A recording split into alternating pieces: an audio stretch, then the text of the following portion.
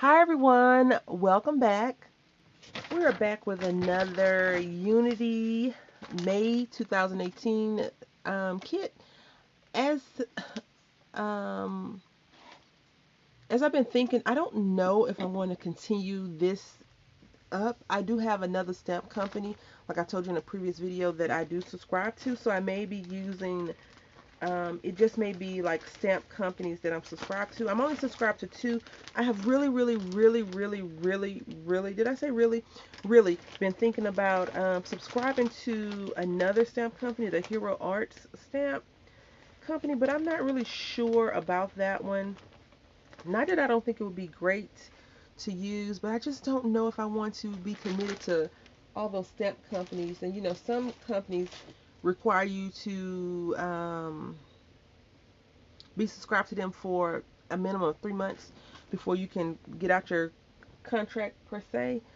So I don't know. I think we're going to use this guy today, and I think I'm just going to make a quick little card with him. Well, not one, but three of them, and I'm going to try to stamp him out in a different color. So let's go ahead and get started. This is how the stamp looks. I haven't used it before. Excuse my hands. I have glue on them. All right, so here is the stamped out little seahorse with all of that sea life going on behind him. I think I'm going to use this sentiment. It says, "My home is the open sea when stars shine bright, when stars shine brighter and my soul is free." I guess that would go with him. Other than that, I mean, none of the sentiments really go because it says together and he's by himself. And it says beauty. I guess you could use that one, but I've used that a few times already with this little kit. So I'm going to go ahead and try and use this one. And instead of making a card, I'm just going to make like a bookmark, I guess, or like a positivity tag. So what I plan on doing is not much with this one. Like this is definitely kind of like, really. Um, and if you really want to know why I'm feeling like that, you can ask me in the comment section, and I'll send you a private message and let you know why I'm feeling that way. I thought I had stamped out 4 of these guys, but I see. Oh, maybe I put it back up. I had put it back in the scrap paper bin. So I think I'm going to use this stamp. Yep, I think I'm going to use this little sentiment, and I am going to stamp that out in black ink. And I figure we can go along together and look. And then I'm going to round the edges, probably punch a hole at the top, and tie a string around it. And it can definitely be a little bookmark for whomever. I am going to distress stain the whole entire sheet of paper, and then I may laminate it. So we'll see.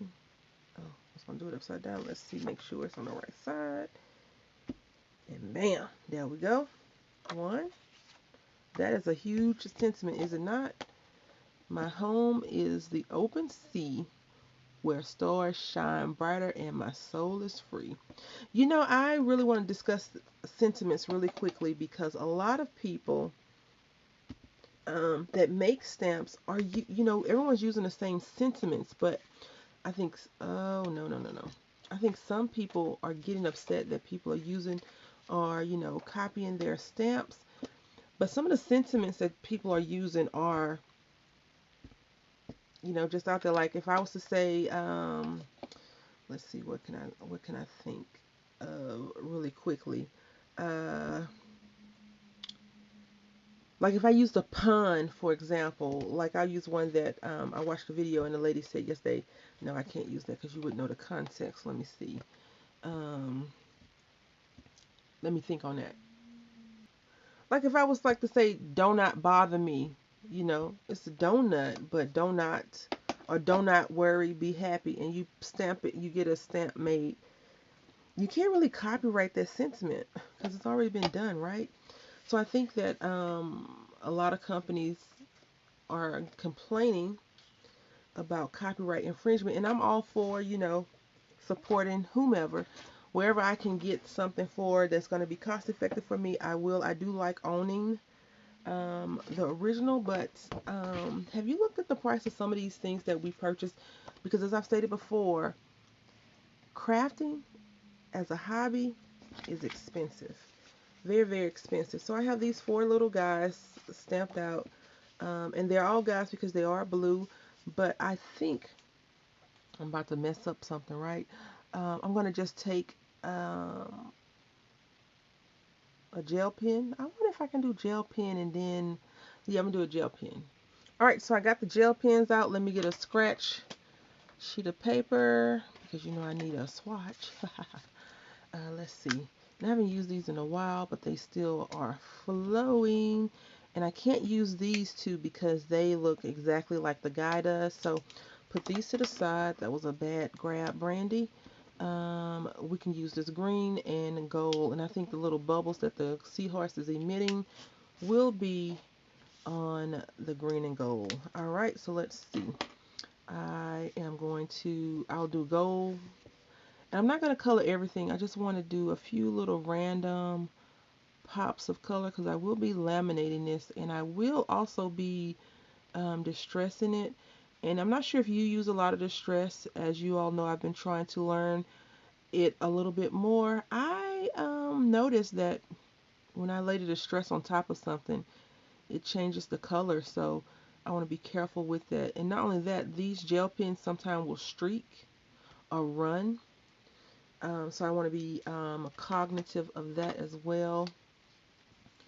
Go ahead and make my little bubbles. I guess if I had like a clear gel pen, do they even have clear gel pens? Probably so. Anything you can think of, they probably have. And I'm not going to do all of them the exact same, just in case you were wondering. I do want to get the bigger bubbles though. How you been? How have you been? How's your summer going? My summer is hot. It's really hot. Did I say it was hot? I mean, I'm in San Antonio, Texas, and I'm not sure if you all are familiar with heat. Because some of you live up north or on the East Coast where it's water. There's no water in San Antonio, like no large body of water that can cool us down. Um, so yeah, burning up, burning up. Um, and I'm older. I'm an older lady. Not too old. Like I'm not 1,000, but I'm like 900, right? So I'm getting there. And you know, as you get older, your body starts to change. Well, I have been a lot hotter than I would like to admit. So I went outside a couple of days ago and I got sick from the heat. Okay. Oh my goodness. I do not want to be that person. That person is the person that cannot go outside because it's too hot. They get sick. I don't want to be that person. Now, I will tell you, I thought I was good. I went outside a little bit before 10 o'clock. But at 10 o'clock in San Antonio, it could be 80 degrees outside. And it was cool. It was a nice breeze. I went outside and destroyed my bushes because I'm trying to cut them down to a certain level, and I really can't cut them down all at once because, well, I don't know what the heck I'm doing, for one. And for two, I have a little one who likes to be outside. Um, in the neighborhood where I live, we don't have a fence around our homes, and people speed, even though the speed limit is, you should, use caution. They don't. So it's a bit on the dangerous side for him to be out there, and he loves walking and running in the street, not in the street, just running out of the house. So I can't really dedicate all the time like I want to that unless I give up crafting for like a week. And I think that if I gave up crafting for a week, I would be really sad. So a few hours here and there, but my boyfriend was like, "Don't go back out and touch it. I'll fix it when I come home um, off the road." So that's gonna be good. I can go outside and watch him do it because I don't follow directions very well when it comes to people telling me I can't do something, I shouldn't do something, I'm not capable of doing anything, or I'm not able to. I like to prove all of those people completely and totally wrong, which is always good to do.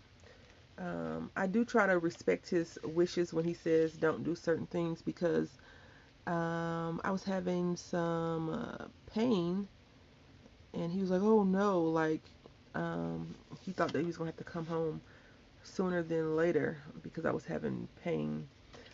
But you know, everything was okay. I'm gonna color this person's belly, this little seahorse's belly. Um, I do like that I have hinted at the colors with the blue. So I don't have to worry about that. My only thing is I don't know if I have like I don't want to use Salty Ocean because I've been going to Salty Ocean a lot for distressing, but I think that it's going to be, that is a mess. I'm glad I did 4 and not 3. I don't like how I did that one. I probably could fix it though, so let me just do these little tails and round my corners, and I think I'm just gonna have to color this whole thing, but I'm gonna color with a color pencil so it's not too shiny. Alright, since this is still semi-damp, meaning the gel pen is still semi-damp, I was able to just drag or pull it off of those areas and actually color. And if you notice, you may not be able to notice, but it has some shimmeriness to it now because I pulled whatever the formula is to make gel pens. I pulled some of it off, and I'm just lightly going over this guy, or it could be a girl. I mean, just because they're blue or green don't mean that they in this animal society doesn't mean it's a male. You know, like a peacock is way more handsome and very beautiful, compare a male peacock that is compared to a female peacock. I know a lot of people always think that the beautiful peacocks are ladies, but they're not. They're the guys. So you know, for once in the forever, like the ladies always dress up to get your guy, but this guy is really showing off his stuff. You know, if you've ever seen a peacock try to mate or get a woman, it's very interesting because they usually rile up their feathers and they will fight over a lady, you know, which is strange and cute in the same way because peacocks are adorable rounding these corners. Yes, I don't want to have to distress and then round the corner. So let me do this. All right, speaking of peacock feathers, we're going to use peacock feathers to distress. I think that that would look good. I wanted to distress the entire image, so I'm not sure about that now, only because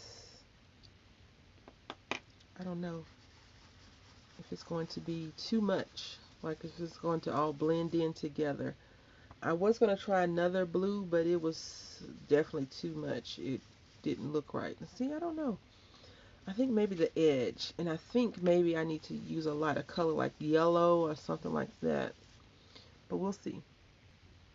Okay, so this is how it is looking, and it's okay. I must admit it's okay, but I don't want to do the whole entire thing. Also, not only that, the